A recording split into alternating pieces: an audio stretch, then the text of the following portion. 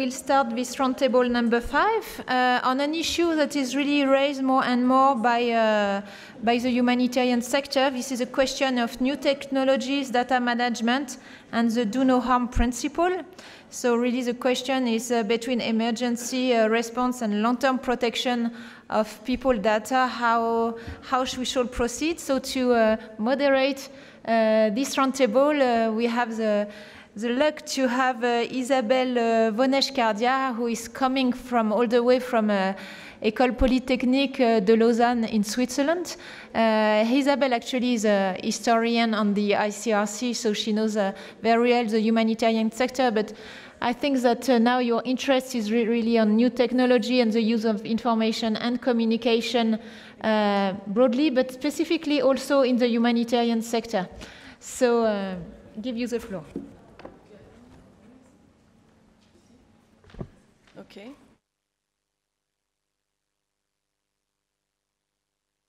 A few panelists on the way, but it will be much better because we will engage more, and I'm really looking forward to have a very challenging and a panel. So first of all, I will start with a few words in Swahili. Sorry for my accent, but I needed to say something to the Kenyan people. Ninafurahi sana nimerudi Kenya kwa mkutano huu kwa sababu nikila Nairobi miaka mitatu na Kenya ni kama nyabumbani.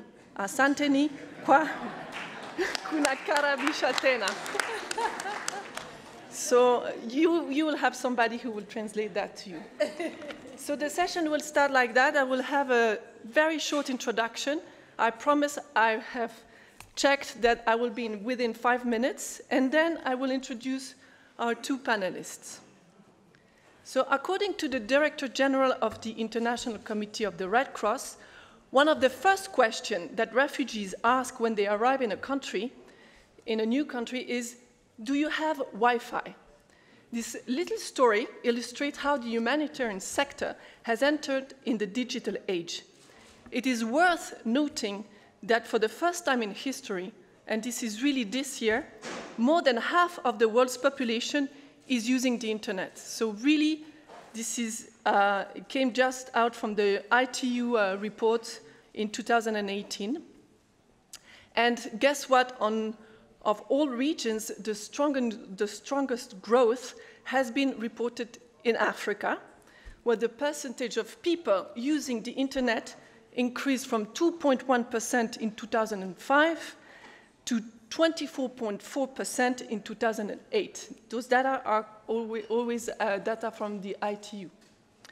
So now I will prove you that the digital age has been beneficial for the humanitarians' action in 4 ways. First, access to information and communication technology has improved communication between humanitarian actors and crisis-affected people. This was the case with InfoSaid initiative in northern Kenya, where mobile phones were distributed to drought and conflict-affected communities, combined with the establishment of information hubs. Second, digital technology is faster. Because it's faster, it has allowed humanitarian actors to speed up their intervention. Cash transfer is a good example, and it has been used worldwide. Kenya has experimented in different parts of the country. That is why I'm looking forward to the presentation of Brazil Makulumba on cash transfer and financial inclusion in Kenya to have a country perspective. Third, there is more data available, which can facilitate the understanding of a situation. And I will show you that, like Ushahidi, that everybody knows here, but the non-Kenyan might not know it, is a Kenyan-based open source mapping company, which has made the good use of the increase of data. In fact, it has pioneered the combination of crowdsourcing and crisis mapping for humanitarian purpose. The amount of personal data gathered, like biometrics, is also growing in the humanitarian sector. It can be used, for example, to register and verify aid recipients and to reduce fraud, as it has been done in Afghanistan for several years. This new technology is controversial. That is why the presentation of Dorothy Nkonge on the use of biometric technology from the perspective of ethics will be of particular interest. Fourth, the number of humanitarian actors has increased, which is a good thing, because the more, the merrier. Those two new actors are the digital humanitarians. The digital humanitarians are also called volunteers and technical communities, and they are composed of volunteers working from their homes or offices around the world to collect, organize data from multiple sourcing using geolocation, mapping, data cleaning, translation, and social media. I don't know if you are familiar with this movement, but like Crisis Mapper is one of the organization, this volunteer it's not an organization, it's a movement, I would say. The second actor, in fact, I just wanted to say that this movement, I don't know how to define it because there are individuals that gather together in those initiatives, has really boomed in the Haitian earthquake in 2010. And the digital humanitarians were able to analyze more data than the humanitarians in the field could process, just to give you an idea of how this movement has expanded. The second new actor, which is not so new but is being more and more present, is the private sector, and you have a good example of Safaricom here in Kenya. If I stop my presentation here, my 4 points show that the new technologies have been beneficial to humanitarian action. In fact, being innovative in the form of new devices, digital approaches, and corporate partnership allows the humanitarian sector to position itself as forward-thinking. But, and there's always a but, the use of new technology can sometimes be in conflict with the 4 humanitarian principles, namely humanity, neutrality, impartiality, and independence. Some technology may even generate new forms of risk. It is therefore urgent to assess the risk of implementing new technologies by asking the right questions. I will give only 2 questions, and I will hope that this panel will answer to them, and also the public, and I will hope that you will raise more questions. But just to give you an idea of the questions that are related to that issue, is will cash transfer compromise the principle of impartiality by marginalizing the most vulnerable people, like people who are not financially literate? Will biometric data compromise the principle of humanity by gathering and storing individuals' identity characteristics that can be easily shared with other actors for purposes other than humanitarians? And last but not least, will the new actors, namely the digital humanitarians and the private sector, comply with international humanitarian principles and human rights standards? I hope this panel will answer to those questions and even other questions. And I now introduce Dorothy Nkonge, which will be our first speaker. So, Dorothy is a Danish refugee. It's because I worked for the Danish Refugee Council, so my apologies. I rephrase. Dorothy is Danish Red Cross country manager for Kenya since 2017. She has worked for the Red Cross movement for over 13 years, having first joined the IFRC in 2006, where she has worked in various capacities, including as a senior planning, monitoring, and evaluation and reporting PMER, for people who are familiar, officer for Africa. Dorothy holds a master's degree in project planning and management and is also a trained accountant. Please, Dorothy, I leave you the floor. Thank you.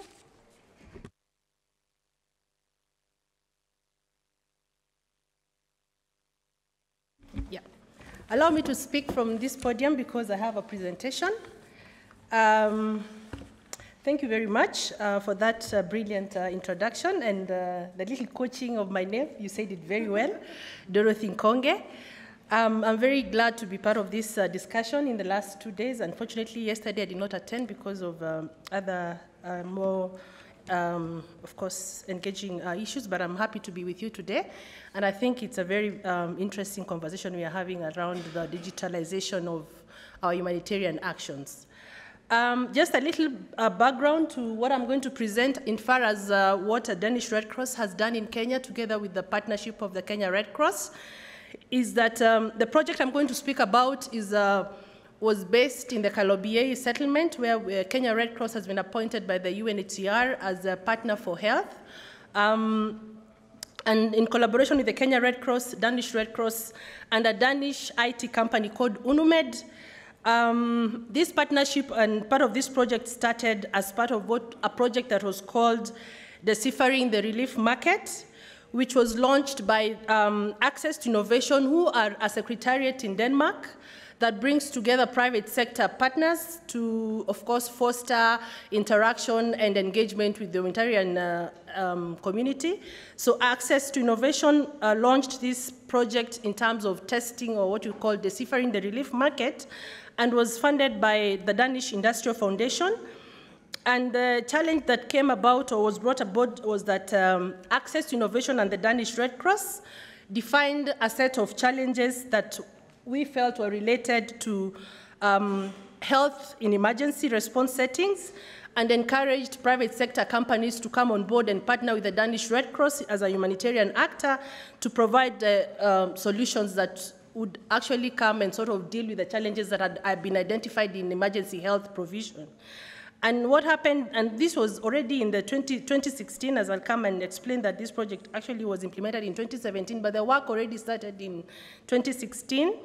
And UNUMED, the IT company, was actually match-made with the Danish Red Cross and found to be one of the companies that was offering a solution, and got into a dialogue with the Red Cross.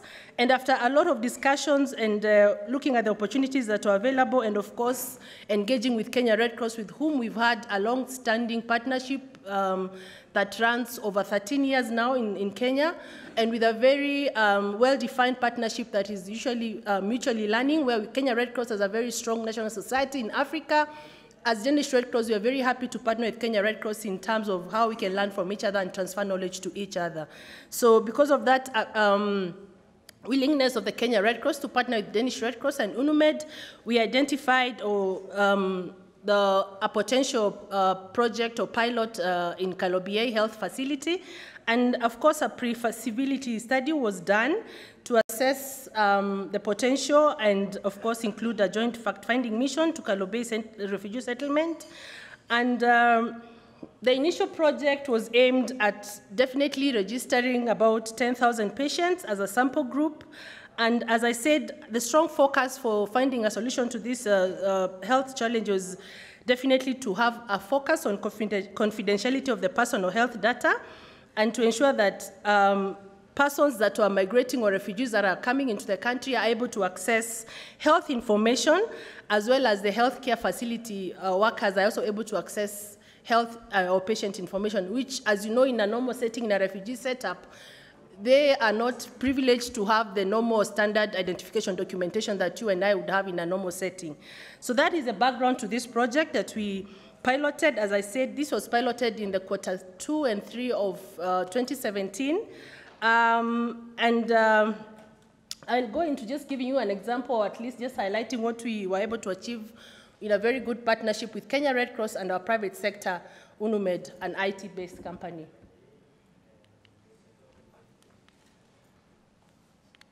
Sorry. All right, thank you. So this is just a little bit of a pictorial of where the Kalobeyei settlement, refugee settlement is, and within it, they have a health facility. Kalobeyei is in the northwest of Kenya, in Turkana, and these are the partners who are together on this. And as I said, the context is, as you probably have been told by other speakers that, of course, are doing more of the work in North and Northwest Kenya. The Kalobeyei settlement scheme, or integrated settlement, was established in the June of 2016 and operationalized in 2017. It is providing services, a range of services, to more than 38,000 persons who are both the refugees and host communities. And as I mentioned in my introduction, was that Kenya Red Cross was appointed by the UNHCR as a health partner at Kalobeyei refugee settlement. Next. Yeah, so as I mentioned already in my briefing, was that the opportunity we found together with Kenya Red Cross was to, of course, deal with the various challenges that were seen in this health facility, in terms of providing effective and impactful health services in an emergency response setting, which basically was to ensure that we could facilitate access to health information by both the refugees or the migrants as well as the healthcare workers, ensuring that, of course, we were also very aware of the need to, of course, ensure confidentiality of the personal health data of these persons that were seeking services, or what we call the beneficiaries. And so Danish Red Cross, together with Kenya Red Cross, and just also to say a little bit that in our partnership with Kenya Red Cross, one of our key focus areas is ideally working on innovation, and Kenya Red Cross is very open to trying out new ideas and new technologies, if you like. And Danish Red Cross, together with our private sector partners in Denmark, we are looking for opportunities every time to test and try out new ideas and ways of doing work and making our work more efficient, and Kenya becomes a very viable place to do this kind of work. So we did pilot a digital health solution, which was ideally, the objective was to provide or support the generation of electronic health records for patients through a biometric iris registration. If you see, is this a pointer? Yeah. If you look at this down pictorial here, this was basically the paper-based health records that at the Kalobeyei settlement health facility, health workers had to work with every time. And so once this pilot came, this was what we did try to introduce, basically to electronize the health patient records by ensuring that we have iris scanning for patients as they came in. I'll go into the details into more how we got into that phase of that. Yeah. So, and my speaking points was basically to bring about our experiences as to how much of the considerations we took into account, the ethics or the social ethics that we had to consider as Danish Red Cross. We are part of the movement which has very well elaborated principles that we need to be aware of as much as we work with the data. I am not an expert on data protection and usage and all this, but I'll speak from an experience of what we did, or the basics or the minimums that we had to put in place to ensure that then we made sure that our patients or the persons that we are working with felt secure with our work. So what was very key was that we had to design or pilot this iris scan identification with the users, who are basically the patients that are attending the health facility. So Kenya Red Cross has been in Kalobeyei for X number of years, so of course they know the community very well. They have a very good engagement with the community. And we went out and did what we call the community engagement and spoke to persons explaining why we needed to do this iris biometric, the biometric iris identification, which was ideally to ensure that we had secure patient records and that we could make sure that, of course, when patients came on a repeat visit, then we are pulling out the right record for the right person. As you can imagine, most of these families will be traveling on one name. So you might be talking to a Dorothy A, same to Dorothy B, Dorothy C. So without wanting to compromise the health or the personal data, then we needed to get something that was very unique. And as you know, the iris or the thumb is unique to you. So we had to speak to beneficiaries, and of course, as I said, who are mostly not who are lacking in the standard identification documents like a national identity or, And we also had to go beyond using the normal speaking, because a lot of them are people probably that are not a language. We couldn't communicate very well because of language differences.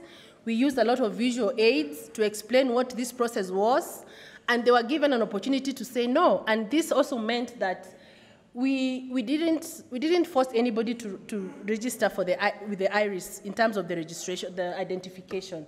So we did, of course, use this process very well, conversant and speaking to our beneficiaries. And there are people who said no, because they didn't quite understand what it meant. Some thought it was a medical, as you saw on the pictorial, it's a little gadget that you place on the eye. Some patients thought, you know, it's a treatment for the eyes, and they said, you know what, I don't have any eye problem, so I don't need this. And we understood, so we did explain, and if it was not, they didn't really feel satisfied, they said no, and we had to do sort of two processes, paper-based and the digital. Another consideration we took was also designing it for scale. As I said, this was a pilot project for Danish Red Cross and Kenya Red Cross. We wanted to use this as a learning platform, and I'm proud to say that we were piloting it for learning and, of course, with a potential for replication. Lots of lessons were learned from this, and Kenya Red Cross and Danish Red Cross, together with UNMED, we actually did a full lessons learned sort of workshop to just look through what we did, how we did it, and how we can do it better in a different setting. And I'm happy to report that out of the learnings we had in Kalobie Health Center, we are also supporting Kenya Red Cross currently in this year in another health facility that they are supporting patients. It's not necessarily the same sort of iris identification, but we're supporting them to digitalize the medical records because we found it very important that we had records that could easily be retrieved. Another consideration that we had was also to, as I said, to build for sustainability. We want to try out models that can be replicated but can also be sustained in the long run, which for us meant that they were easy to use and were cost effective. As you saw, it's a little gadget, needed very little training for the healthcare workers or the persons at the triage doing the registration to use, and they are cheap and easily available. It's not something that you have to pay an arm and a leg to acquire. Next, please. Yeah, and of course, the principle of not doing any harm. I had our moderator here, the first question the question she raised was also just to check on if we were violating our principles by storing data that could be shared with other people that are not humanitarians or for not very good reasons. So how it worked is that once the iris scanner took your eye identification, we didn't save that under your name. It was created into a number, a unique number. So you couldn't link it to Dorothy. It was a number that was ascribed to that, reading of your iris. So it was very safe and secure. And again, of course, the UNMED was very much working in very close collaboration with the UNHCR, ensuring that, of course, all the data principles and in terms of data protection and all are adhered to. And as I mentioned, also we mentioned that this iris scanning did not mean that those that could not be scanned were not provided for service, because we had instances where some persons, for reasons such as probably age or eye conditions, or children who are below 10, of course there was a policy as to what level we could go down to the children to take their identification. It meant that even if there was unreadability of their biometrics, they still got service. We didn't discriminate you. We didn't say that if you can't do the iris, then you don't get the service. So we made sure that, of course, this was very well understood. And as I said, some were very frank and to say that, you know what, I have no eye problem, so I don't really need this. And I recall also some of the questions that were coming up from the health workers also was a lot of issues around hygiene. How do we make sure that then this gadget doesn't touch on my skin in case you have an eye infection? As you know, eyes, you can easily infect each other by just touch.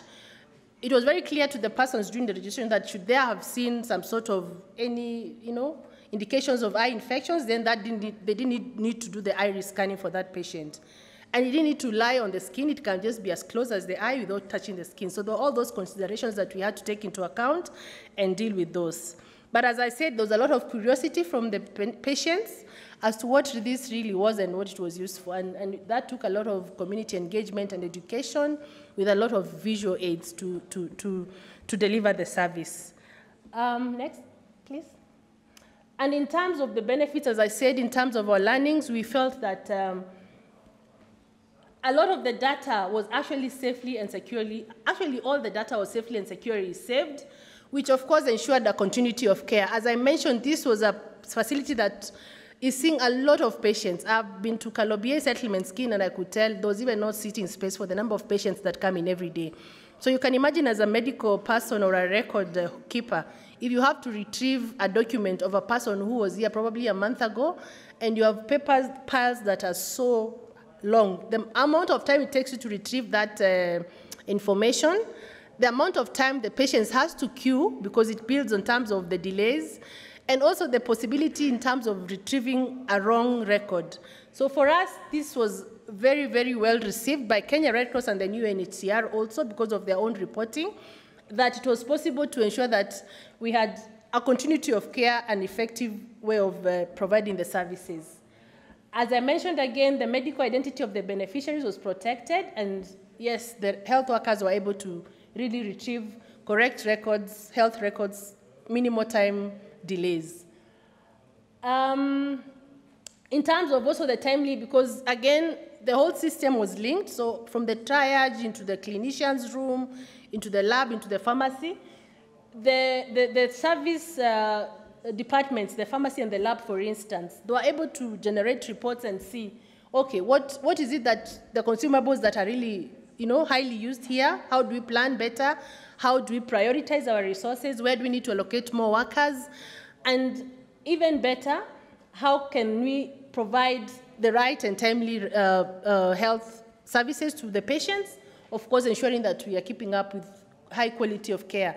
And also one thing that was also very, I think, useful for Kenya Red Cross was that they were able to even do mapping of hotspots as to where these patients were mainly coming from, beyond just the eye, also just, in terms of getting their information in the locations, and even carry out outreaches. For instance, if they realize that, we have a lot of diarrhea diseases coming from, point A of the settlement, they were able to go in and do a lot of community and hygiene awareness education sessions and stuff like that. So for us, this we found very beneficial. Next.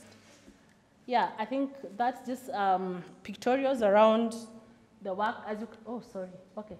This is at the triage desk where a Kenya Red Cross volunteer is doing the iris scanning, as you can see here. This was part of what we were talking about, community sensitization and seeking consent. This is the training with the UNUMED team. And then you can imagine this is how on a normal day, the health center looks like, very crowded, a lot of patients coming. So you needed a service that, of course, could effectively provide service without compromising patient confidentiality. That is a much I had to share from our experiences in Kalobie, and thank you very much.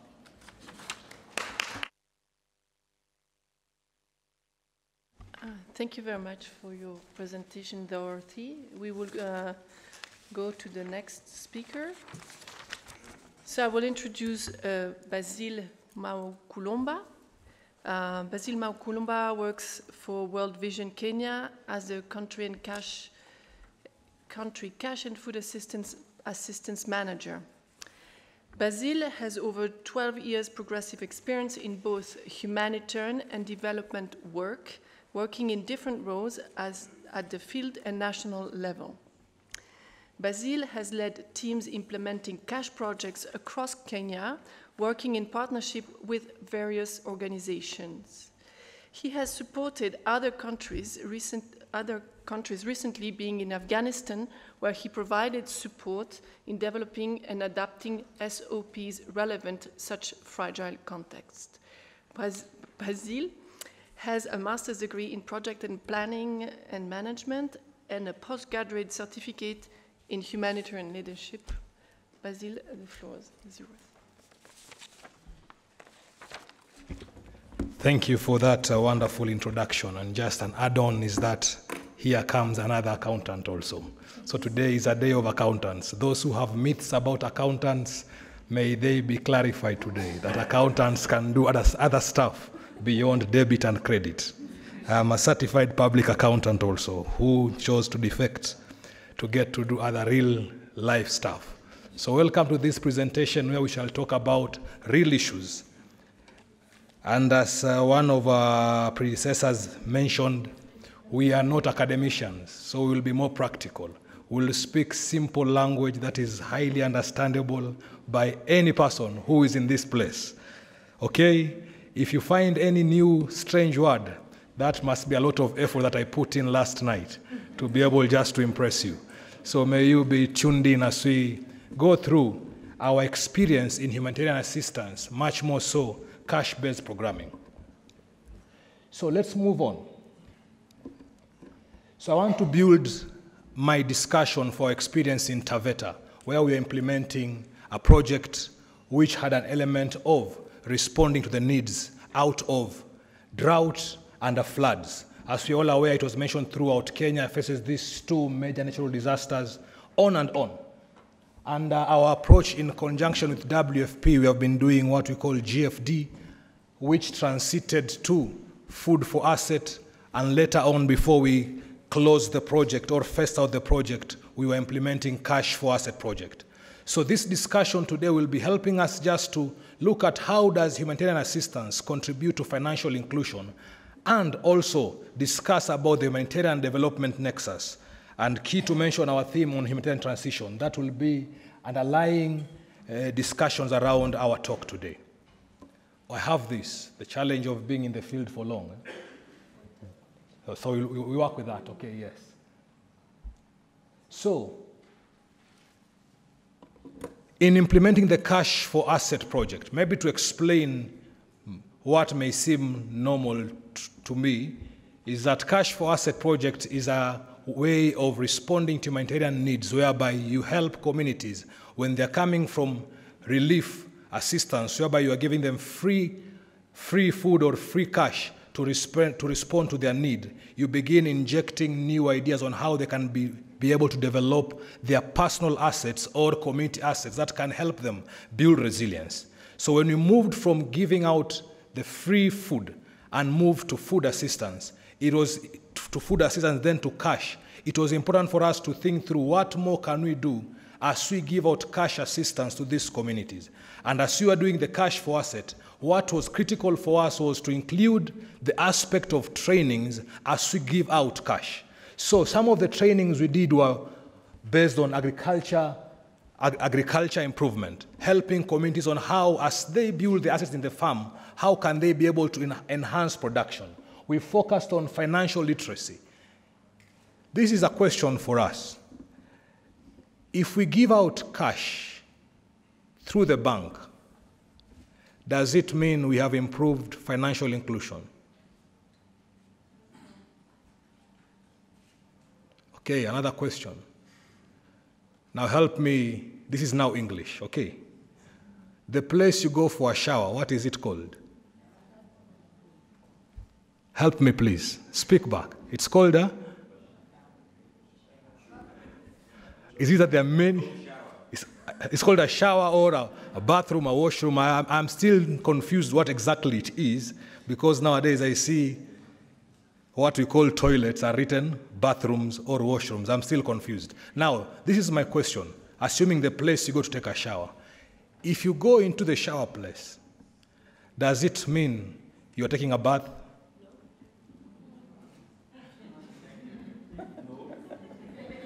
Let's keep thinking about it.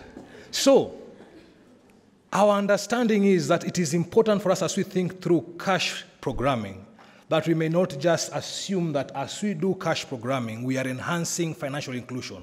We must bring in the thought that being in the shower place does not mean you're taking a shower. And that is critical for us as we implement cash-based programming. So we introduced, with the partners who are working with, like Equity, Cooperative Bank, Safaricom, aspects of financial literacy, just helping the community to have better understanding on issues of financial literacy. Other things that we did, since you are giving out regular cash disbursement, the need for teaching a culture of saving was important, and we began trainings on Village Saving and Lending Association, which became a critical pillar that was building on sustainability of our work. Further on, we linked all these interventions with entrepreneurship. How can you begin building your own resilience? What can you do as a group? What can you do as an individual as you receive this cash to be able to build resilience for your family and for the group that you are in? One critical aspect was on group dynamics, that we are aware that every group has problems. if you don't address it, whatever you start will crumble because of group dynamic issues. So it was included as a critical training. In the morning, one of the professors talked about behavioral science methodology. That is not mine. I would have said it in a simpler way, that people see things differently.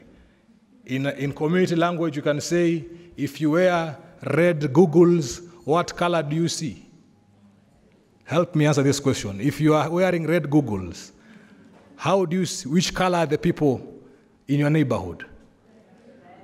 You know it's about lunchtime and I must engage you to the very maximum. You must stay focused. So depending on the lenses you wear, you will interpret everything as per those lenses. And we fathom that communities have got biases, have got understandings that could limit every desire of a project to execute financial inclusion. And key for us was doing a training on empowered worldview. That helped communities to be able to confront their cultures, to be able to see what could be the opportunities around them that they could be able to plug in, to be able to see what options they have. And this training was quite worthwhile to address key issues, fears, concerns that communities had. In one of the areas we were working, one community member said when they first took their loan of 5,000 Kenya shillings, I was petrified. That's a vocabulary, meaning I was afraid, I was worried, I was disturbed what would happen to me with these 5,000 shillings because they had never taken a loan.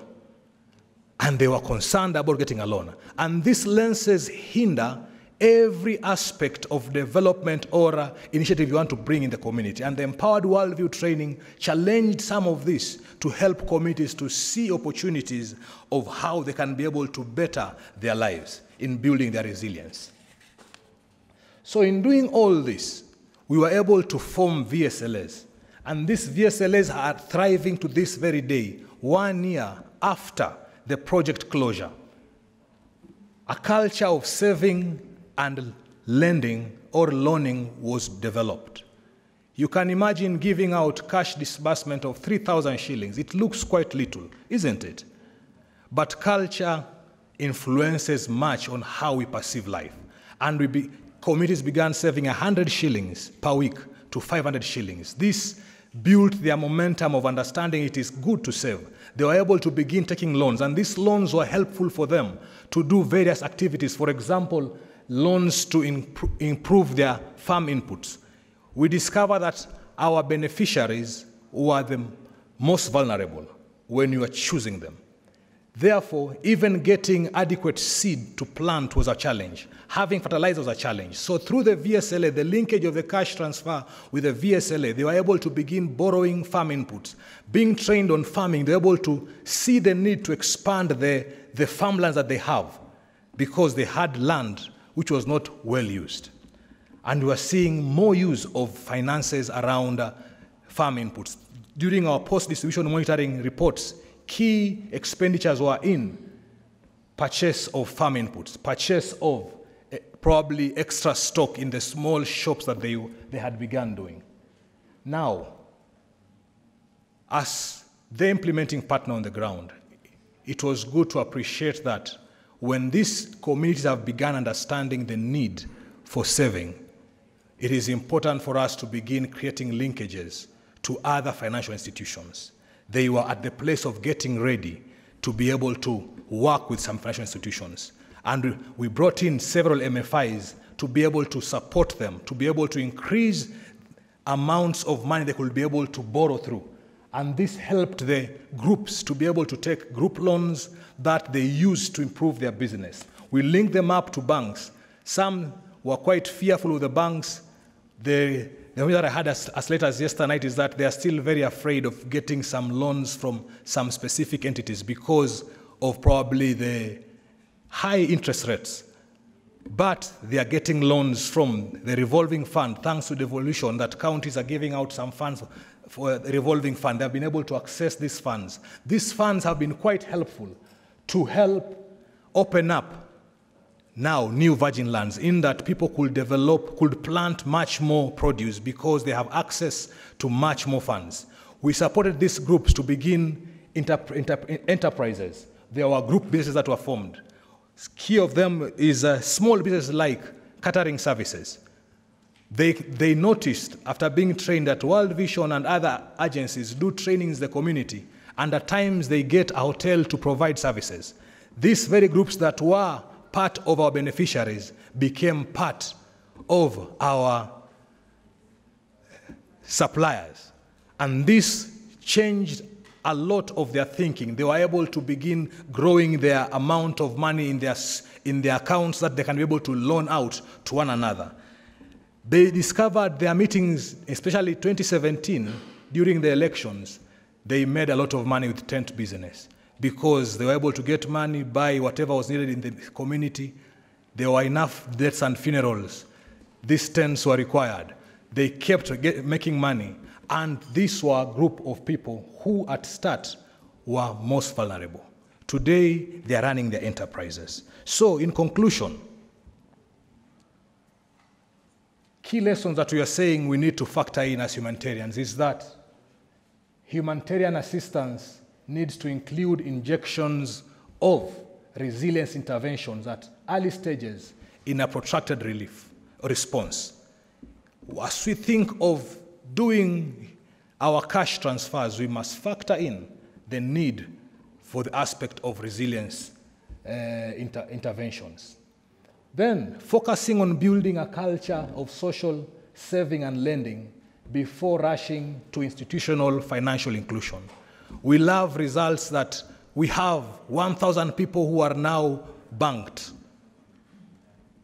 Probably they will just bank because the project is running.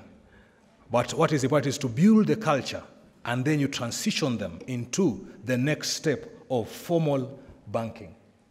Then cash assistance should not just be cash transfer. Tell your neighbor, cash transfer is not cash-based programming.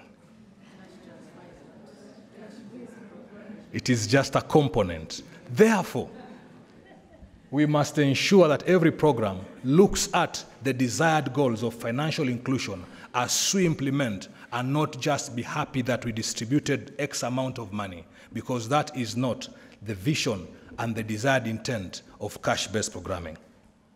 And lastly, we must time project timelines.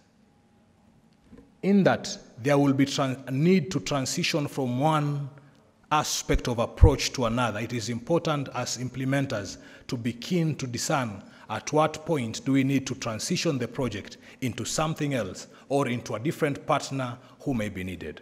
I want to rest my case there and say thank you for listening to this retired accountant.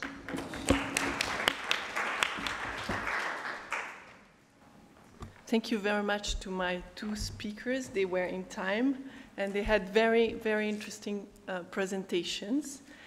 For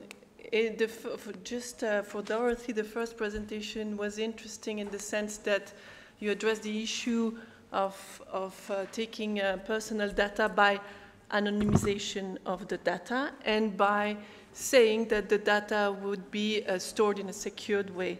I have just one quick question for you. Once the project will be over, what are you going to do with the data?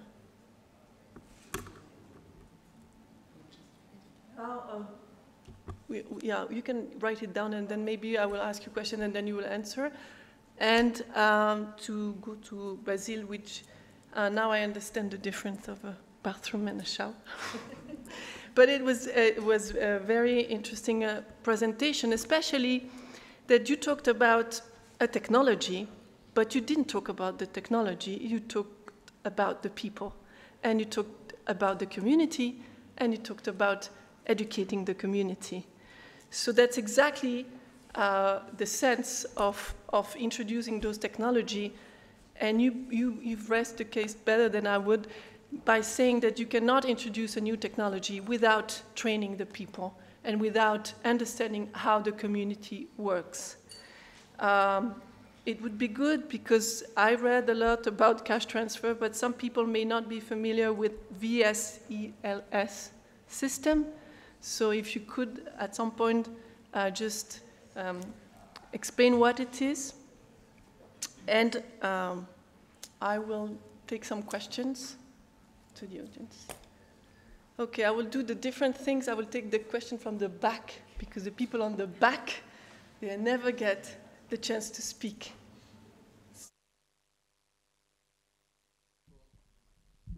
My question is to both speakers. In any country, the government is usually the biggest humanitarian actor, and there's some very nice lessons coming out of your presentations, and I'm just wondering how you're sharing this, one, with the wider humanitarian stakeholders, and especially with government.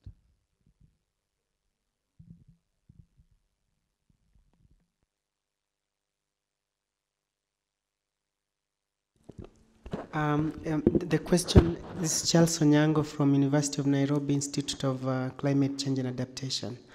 If you look at the entire presentation yesterday, the issue of data came up since morning until the rest of the day, and I deferred this question for today. If you look at the operations of the humanitarian actors, they actually have a lot of data. And if you look at each and every humanitarian actor, they have M&D unit, and M&D unit entirely has got a lot of data. They compile a lot of data for their baseline, impact assessment, monitoring and evaluation aspects. So, and the question is, we are not able to access this data. I'm taking into consideration the data integrity, the ethics bordering the data, but considering all that into consideration, how effectively are you able to collaborate with the universities or the research community in a more ethical or in a more tailored framework to share this data so that we can make meaning of this data? Because after the project ends, what do you do with the data? There are so many aspects of that data that we can make meaning of. And I want to know if there is an effective framework you can collaborate with the institutions or research community so that you can access that and make meaning of it. Thank you. Thanks. Thanks, Dorothy, for your presentation, maybe addressing a bit to you and maybe to the colleagues. The issue of biometrics is really one that is shaking the humanitarian sector, with several internal forces and external forces pushing in different directions. The ICRC published 1 month ago a biometrics policy that is quite restrictive, and that would, in essence, prohibit the ICRC to have biometrics database for the purpose of registering its beneficiaries, saying that the use of biometrics should be okay, provided it's on a token base, because believe the managing of the database would pose greater risk of being hacked, being not properly processed at the end, etc. So restrict really this. Obviously, I mean, others, even in the Red Cross movement, taking experiment in another direction.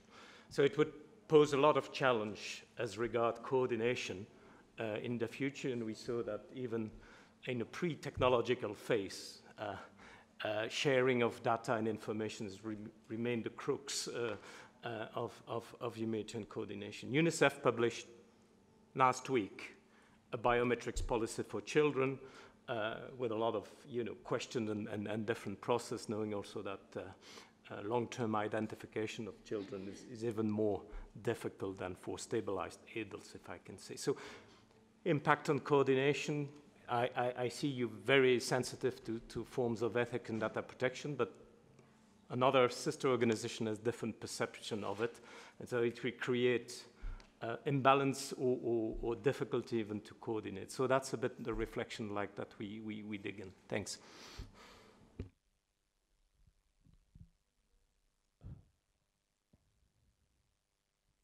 Yeah.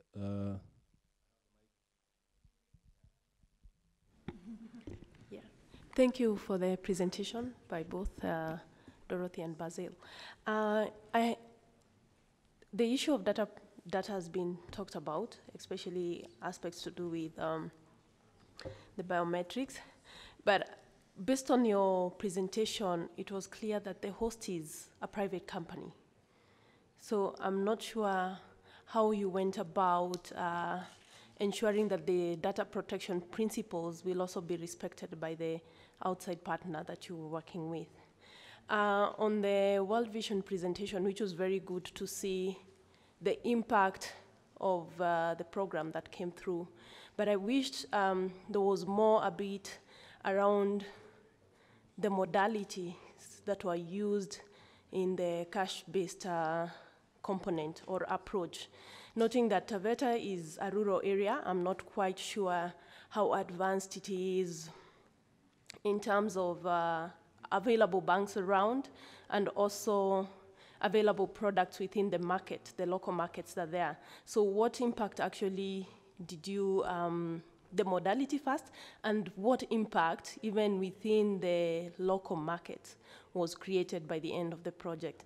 The other thing, based on, we're talking about technologies,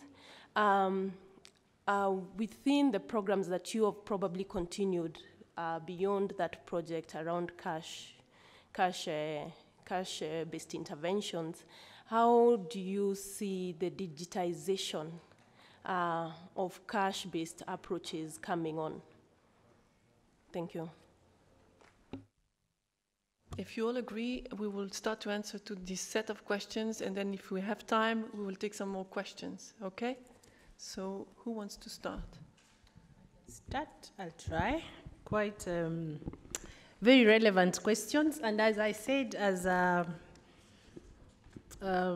started, I'm not a data protection or specialist. I'm basically managing a portfolio in Kenya, and of course I was overseeing this project from my position. But to answer the first question as to what to do with the data once the project was over, I think it's also important to mention that for us, this was not really a project that we were coming in to present and then get out.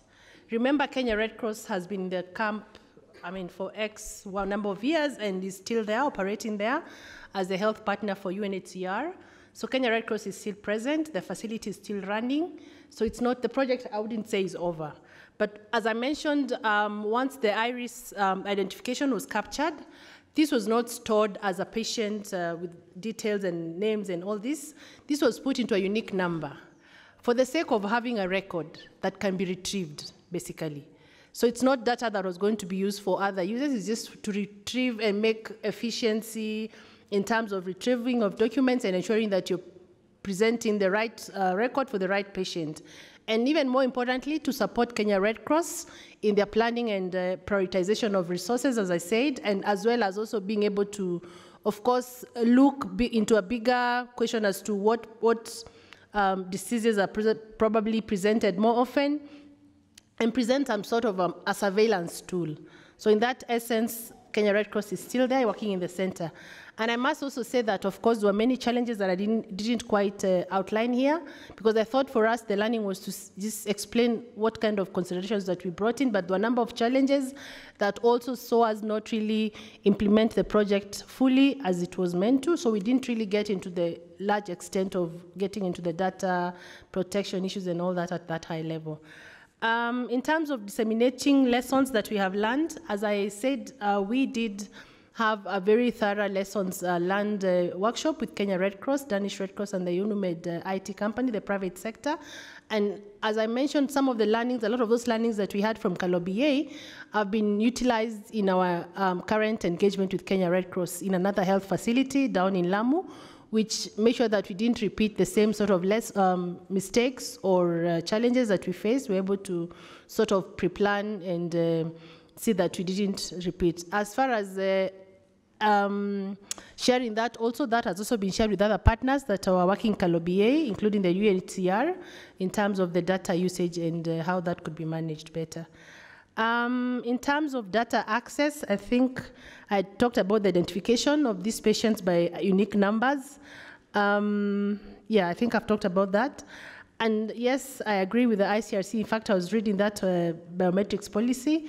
And as I said, this is a very new area. And as I said, this was really a pilot that we were trying to see how to really make efficient service delivery in terms of how we can ensure that we have in the right records for the right persons to provide the right data. So I don't even want to pretend that I can get into all the details around the policies around the biometrics, but yeah, we did do the minimum checks and balances that we needed to do at that point. Somebody asked the lady back there about the hosting of the data, that we were collaborating with the private sector. As I mentioned, or maybe I didn't say this, that Kenya Red Cross and Danish Red Cross have actually developed a memorandum of understanding as to how we work with our private sector, who are managed by the Access to Innovation Secretariat. And this is just one of those projects where we've engaged private sector. We have many, many other partnerships or cooperations we are having with the private sector.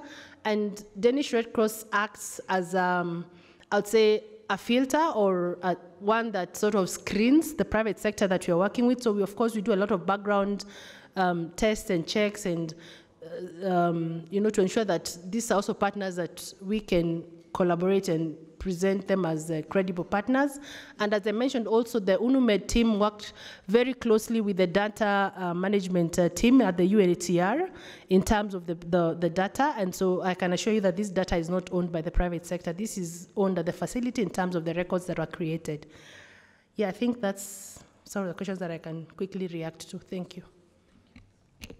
Just to add on the issue of data to our university friend, it is a difficult discussion to get data easily, even amongst ourselves, even in the coordination. That's a big issue.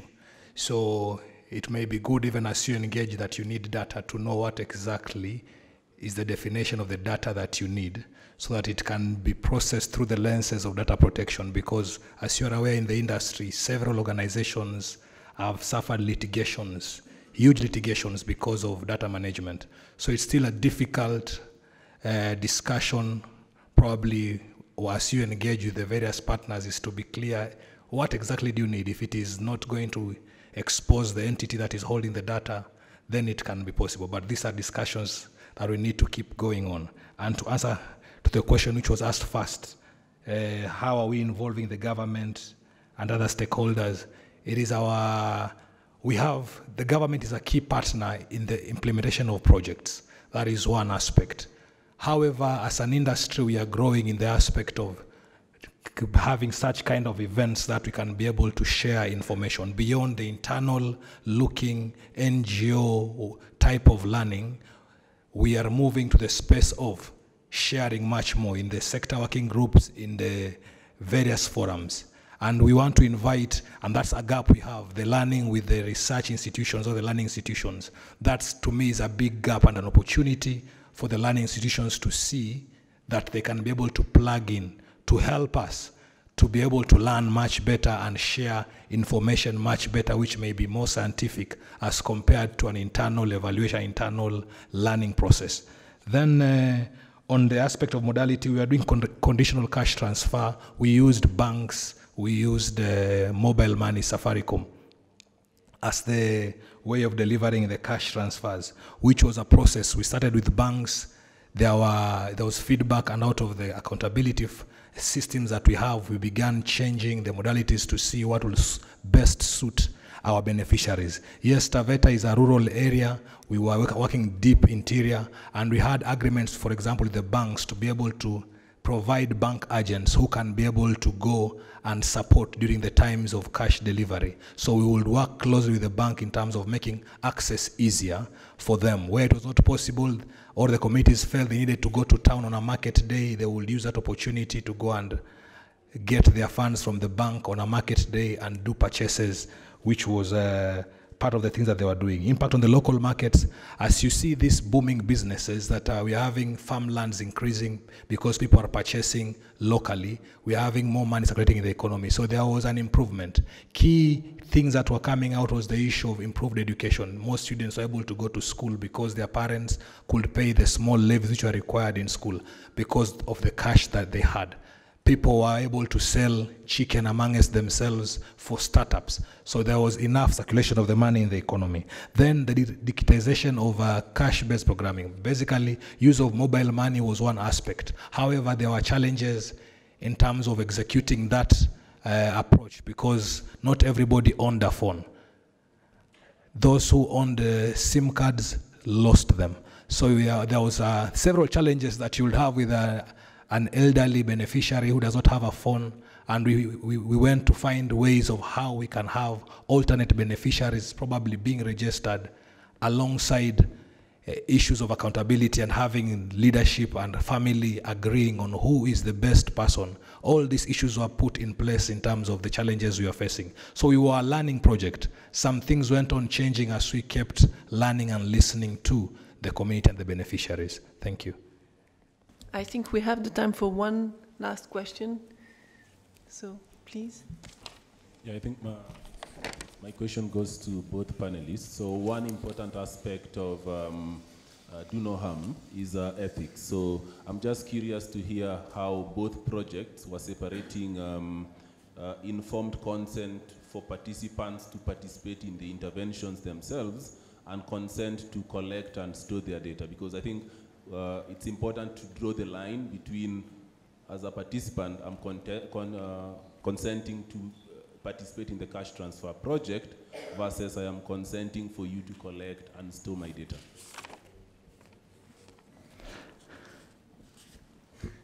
Okay. Thank you. Ladies first always. Yeah, that's a very valid question. And I think, as I mentioned, of course, also we had a very special category in terms of the population we were working with.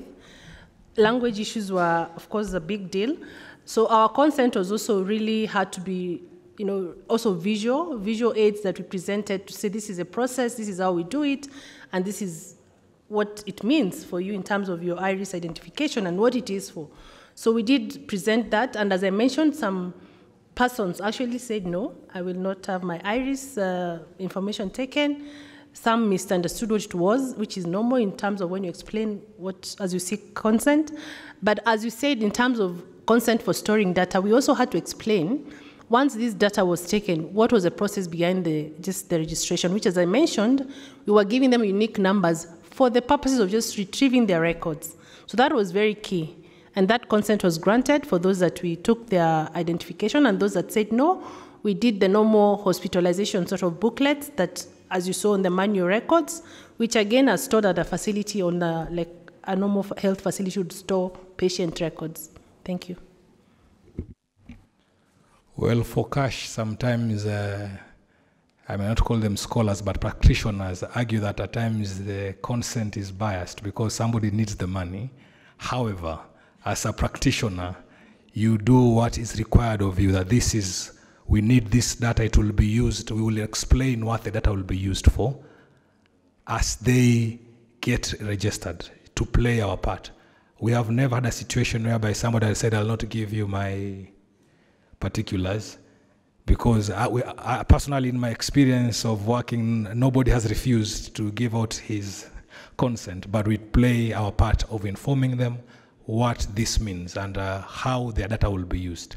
And we are learning to reduce the questions we are asking the beneficiaries, learning from experience that what we don't need, we will not ask from them.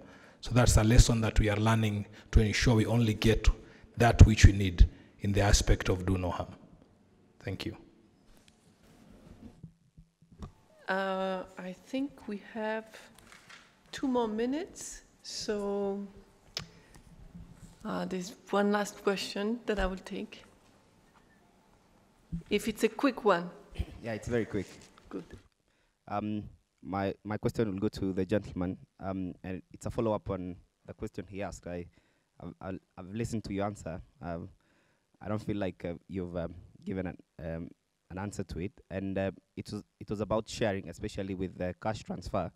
And he did ask you whether you are sharing this information with government, because, as he said, government is the largest humanitarian, especially when it comes to cash transfer.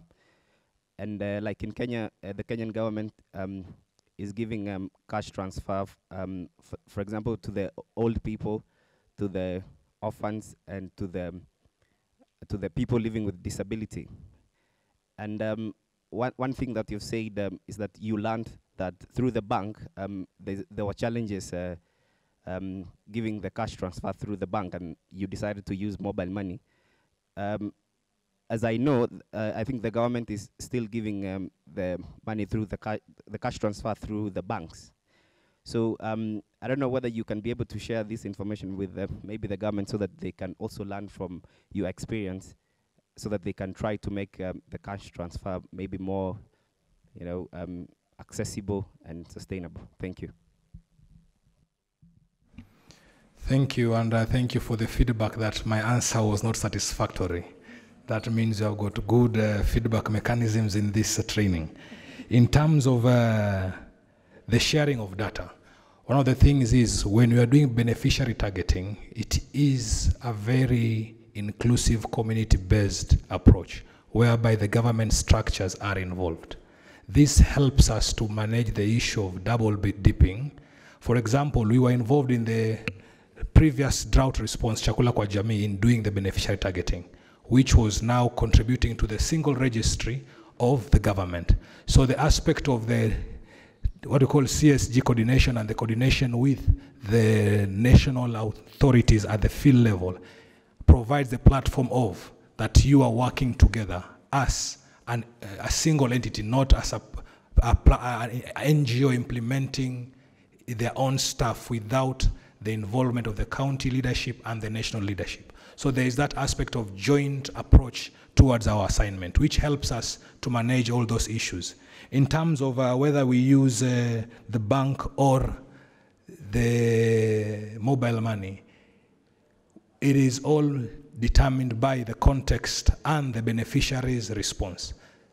From our approach, we were able to adjust based on that. We will not give a blanket learning that we should move to mobile money as the way to go, because there could be challenges. In some areas whereby people went to mobile money, they had difficulties in terms of there were no agents in those areas. By then, M-Pesa payments, where Lipa by M-Pesa had not come in, or people were not even comfortable with that transaction. Some businessmen are not ready to go that direction. So you find even with mobile money in some situations, it is not the best practice. So depending on the environment and the circumstances, you will make a choice on which modality to use. Thank you. So I will close this panel and thank again the two speakers. You did a very good job with your presentation and with answering the questions. And we can see that there's a lot of reflection behind introducing a new technology in both examples you've explained. Thank you to the public for your excellent questions.